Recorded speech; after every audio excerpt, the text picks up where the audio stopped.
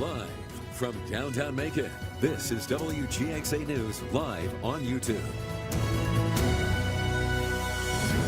Good evening, Middle Georgia. I'm Amanda Peralta. I'm Greg Lloyd. Amanda and I thank you for watching WGXA News at 5:30.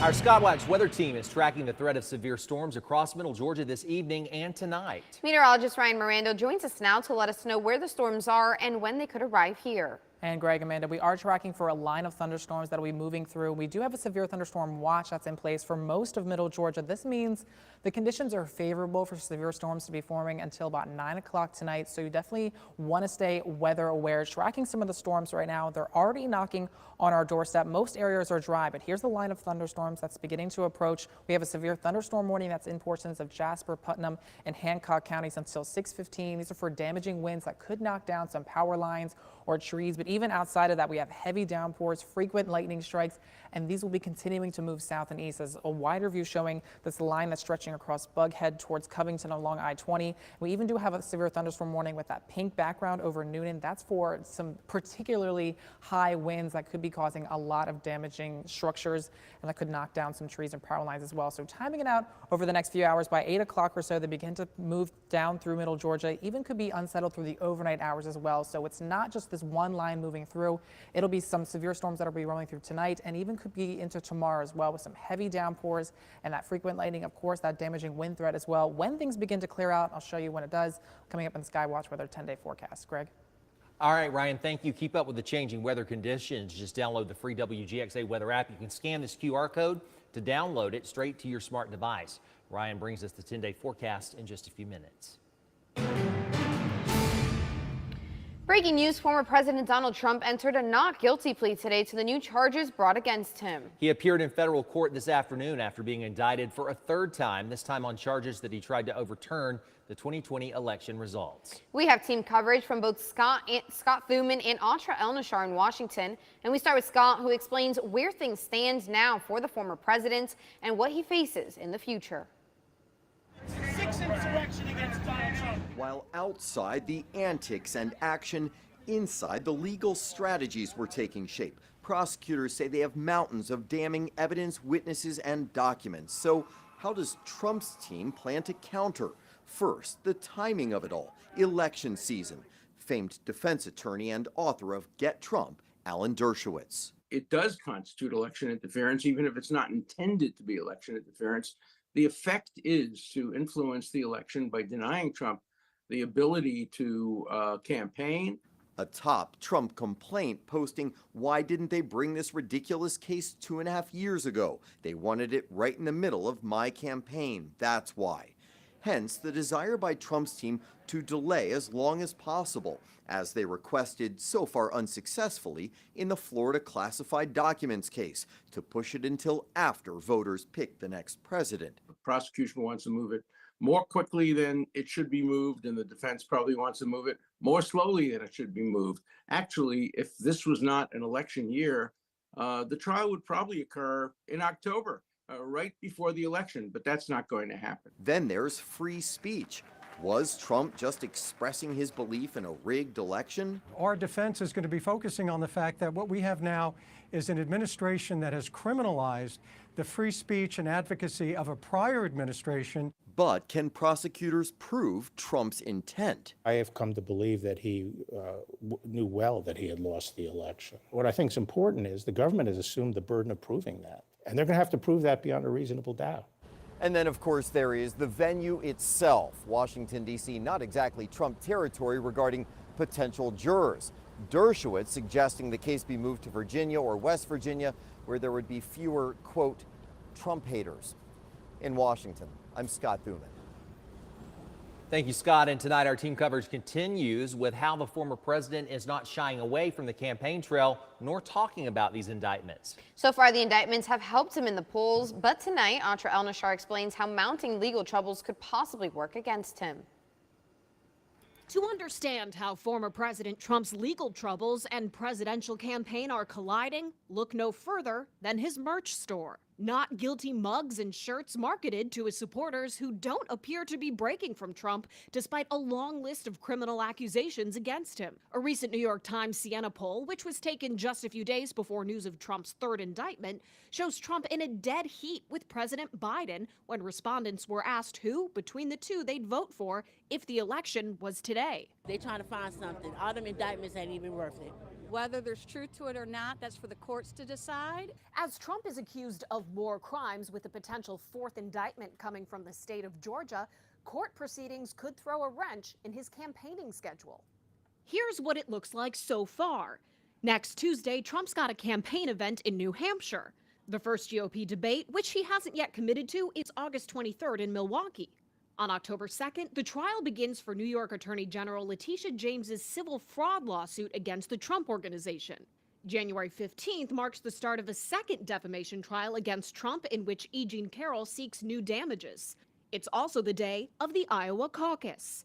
2 weeks later, the trial begins for a class action suit against Trump and his business for allegedly promoting a pyramid scheme. March 5th is Super Tuesday. March 25th begins the trial in the state of New York's criminal hush money case against Trump. On May 20th, the trial in the classified documents case is set to start. July 15th is the Republican National Convention, and November 5th is Election Day. Running for president already promises a grueling schedule. Trump's is sure to be even more packed and complicated as he juggles the campaign and the courtroom. In Washington, I'm Atrell Nashar reporting. Even as legal problems for former President Trump increase, the number of Republicans who believe President Biden did not legitimately win the 2020 election is ticking up. According to the latest CNN poll, nearly 70% of Republicans and Republican-leaning independents believe Biden didn't really win the election. That's up from 63% earlier this year and close to the levels seen in the wake of the January 6th Capitol riot. Now, there's no evidence of election fraud that would have altered the outcome. Former Vice President Mike Pence is reacting to the latest Trump indictment, and Pence is likely to play a big role in his former boss's criminal case. That's because, according to the newly unsealed indictment, Pence was the person who former President Trump asked to reject votes certifying the outcome of the 2020 election. That was days before the Capitol Hill riot. The former vice president pushed back against claims from Trump that he was just asking him for a pause. A Georgia family has reached a $4 million settlement with the Fulton County Commission after an inmate died while incarcerated. 35-year-old LaShawn Thompson died last September while housed in the psychiatric wing of the jail where he was placed because of mental health problems. Thompson had been behind bars for 3 months. The Fulton County Medical Examiner listed the cause of death as undetermined, but an independent medical review listed untreated decompensated schizophrenia. Other factors included dehydration, malnutrition, and a severe body insect infestation, which included lice and bed bugs. The U.S. Justice Department says it's launching a civil rights investigation into the dilapidated and unsanitary conditions at the jail. Our local headlines tonight start in Monroe County, where leaders there are taking issue with the leadership of Butts County. It comes as commissioners there consider a major industrial development. Monroe Commission voting unanimously to disapprove of Hillwood South, a project slated to have 3 expansive warehouses with a combined floor space totaling 3 million square feet. Monroe leaders say although the majority of the project would be built in Butts and Lamar counties, residents say they expect major traffic and environmental waste to come along with it. Monroe Commission plans to draft a formal objection resolution that is scheduled for adoption at an upcoming session. Well, the third of 5 planned convenience centers in Bibb County opened today on Nina Dell Drive. County leaders, the Solid Waste Department, and Keep Making Beautiful met at the center today to celebrate with a ribbon cutting. Mayor Lester Miller says he hopes the new addition will make it easier for residents to get rid of their waste and help curb illegal dumping. And although we've made quite a bit of a difference in the last couple of years, we continue to have challenges in areas. So we wanted to make sure that we do what we can to make sure people have a centralized location to drop off all their items like the tires and furniture and other debris and trash. Operations at the convenience center start this Saturday. The Nina Dell Drive Center will be open on weekends from 8:30 to 2 for Bibb County residents. Well, some exciting news for downtown Macon today. Newtown Macon announcing a new $9 million investment in the community. Cadence Bank announced the investment into Newtown Macon this morning, and it allows Newtown to expand opportunities for new business owners in their efforts to revitalize downtown. Business owners say it's a tremendous blessing. So this new investment from Cadence of $9 million really enables us to add more to our availability of funds and expand our ability to loan out money to entrepreneurs and developers here in Macon. Means so much, and it's basically in the past 5 years, that's what Newtown has been to us. That's what they've meant to us, is making our dreams come true, allowing us to express our creativity and also pursue a business and grow, hopefully, generational wealth out of it. To find out how you can apply for a Newtown loan, visit our website, WGXA.tv. Well, Miss Carolyn Creighton is getting more recognition for her hard work in the Macon community. Today, the Boy Scouts previewed their plans to honor her with their Distinguished Citizen Award. Miss Creighton is known for founding the pinkest party on earth, the annual Cherry Blossom Festival, but she's also a tremendous champion of Macon and its people. Her positive influence stretches across the mid-state. And then you look at what she's done with the Cherry Blossom Festival and the impact that that has had and how it has galvanized our community. And I look at the points of the Scout Oath of duty to country and duty to others. She has given her life to service in our community. The Scouts say Creighton's leadership has made the Middle Georgia community a better place to live, work, and raise children. Severe weather is a pretty strong risk for the rest of tonight as we have a line of thunderstorms to be moving through. Today, we do have a 1 out of 5 on a scale out of 5 for that severe risk, but this also does come with some gusty winds and extremely heavy downpours. So we do have a severe thunderstorm watch that's in place for most of Middle Georgia. This is for the conditions being favorable for severe storms to be forming until 9 o'clock. So if you live in one of these shaded areas, even not, you really do want to stay weather aware tonight. And the best way of doing it is by downloading the WGXA Sky Watch weather app. It's a really handy tool, but here comes some of the severe storms that are rolling through in some of our northern counties right now. Jasper, Putnam, portions of Hancock County do have a severe thunderstorm warning over you right now until 6:15 for this barrel of storms to be moving through with some very frequent lightning. We got that heavy downpour as well. A little bit further out to the west, we do have a severe thunderstorm warning that's beginning to approach Upson, Lamar, Butts, and Monroe counties. So all heads up, these are extremely heavy downpours, even have a pretty considerable wind damage with that pink background for the severe thunderstorm warning as well. So definitely want to stay weather aware for the rest of tonight and even heading into tomorrow, as we do have some more of the threats. But not everyone is seeing the rain at this point. But notice there's a strong line of thunderstorms that's moving even all the way into portions of Alabama. But that's not the only risk. Also, the atmosphere is very moisture loaded right now, so this could mean that we could see some flash flooding. When we get these heavy downpours, they're able to drop a lot of rain in a short amount of time, so areas could see some flash flooding through the day today and into tomorrow. Never drive into flooded roads if you're out over the evening hours tonight or even into tomorrow. So planning on some of this. The rain begins to push through this evening around 9 o'clock. Even through the overnight hours, it's unsettled at times. A few rumbles of thunder that could be waking you up that bring that heavy downpour. Even through the day tomorrow, it still is going to be unsettled at times before things finally begin to become less organized as we head into the weekend. But tonight and into tomorrow look to be the most active time. So what to expect? We have a few of those strong storms to be moving through with the heavy downpours. Damaging winds is the biggest threat that could knock down some trees or some power lines. Winds gusting up to about 60 miles per hour, and we could get about a ½ inch to 2 inches of rain, but we could get that localized flash flooding with some of those heavier pockets of the downpour. So for the rest of tonight, some isolated thunderstorms as they begin to clear out through the overnight hours. 73 degrees for the overnight low, but still will be active at times, and this is going to bring in the heat for the weekend. So things look less active for Saturday and Sunday, but areas where it doesn't rain, the heat index values could be climbing back up near 105, and that's into that dangerous category. So we get rid of some of the storms for the weekend, we bring back in the heat. So in your 10-day forecast for tomorrow, definitely still a day to stay weather aware with numerous storms around the high, only 89 degrees. Into the weekend, not going to be a washout, but we will have some scattered afternoon thunderstorms bubbling up. 93 degrees on Saturday, 94 on Sunday. Areas where we don't get the downpours, it could be very hot with those feels like temperatures near 105. Heading back to work and school next week, 94 degrees on Monday with some PM scattered thunderstorms. Rinse and repeat on Tuesday, 93.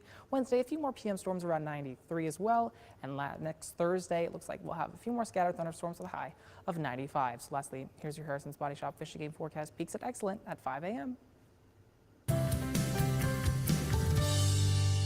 WGXA is proud to help Middle Georgia families struggling with diaper access this summer. As part of our local Sinclair Cares initiative, we're hosting our summer diaper drive to help local families.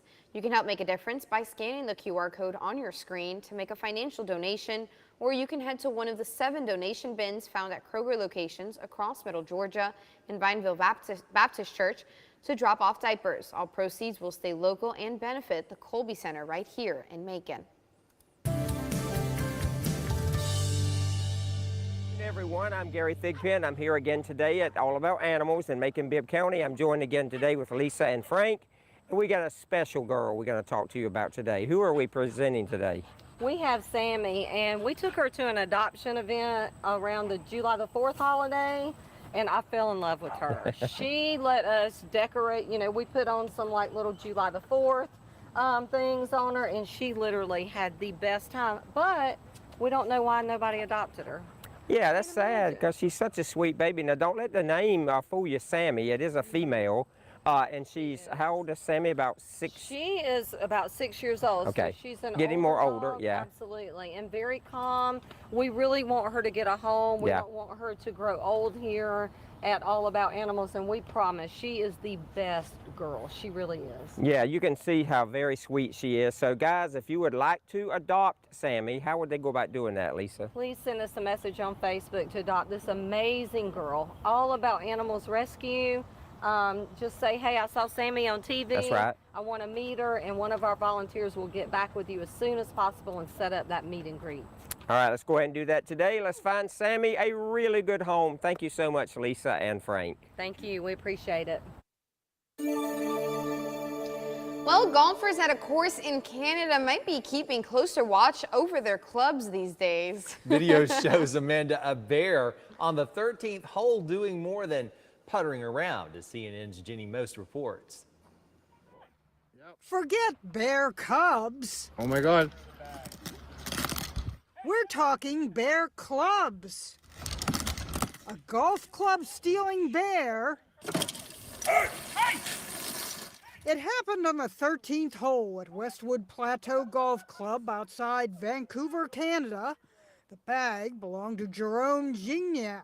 You're sure there wasn't a sandwich in that bag? I'm sure there was nothing. No food. Jerome started to follow. Hey!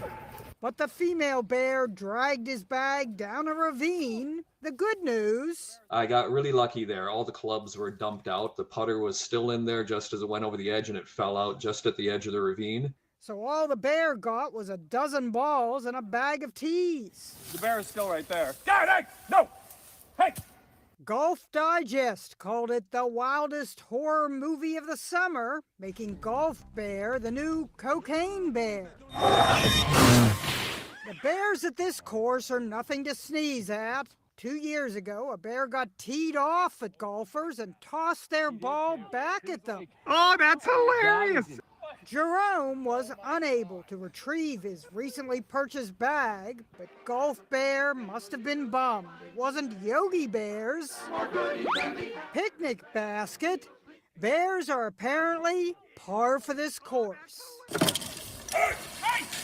And boy, could this girl caddy. Smarter than the average bear. Ginny Most, CNN, New York.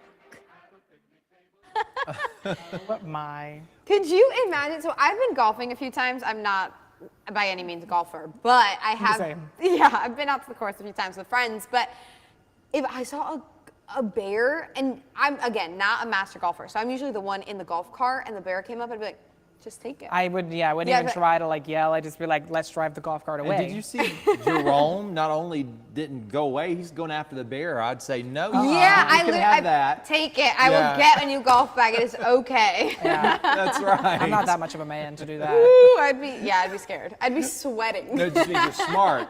That's all the time we have for WGXA News at 5:30. We invite you to join us at 6 on ABC 16. Don't forget to like and subscribe. Bye.